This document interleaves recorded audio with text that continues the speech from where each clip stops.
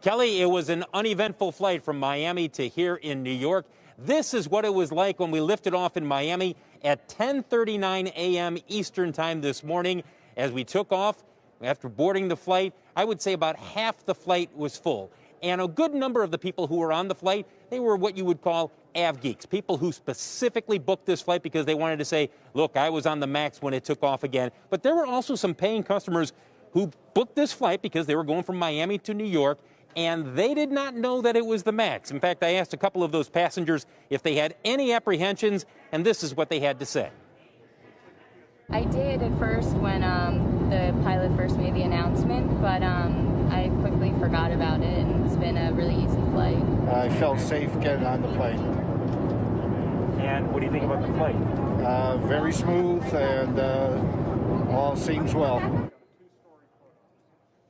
As you take a look at shares of American Airlines, keep in mind that they will have most of their MAX planes in service within the next several months. They've got 34 in the fleet. They're going to start feathering those into the schedule. They have 1,400 pilots who have gone through enhanced training. That's the training that's required not only by the FAA for all pilots, but you're going to see that around the world for anybody who will be piloting a 737 MAX. And also take a look at shares of Boeing. This is a huge day for Boeing, with the MAX having been grounded for 20 months. It is now back in commercial service here in the United States, in addition to a few countries in Central and South America.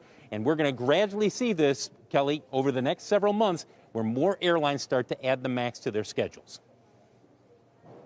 So, Phil, this was the first commercial flight of the 737 MAX again. Was this for reporters, or did you just book a ticket on it? No, these were customers.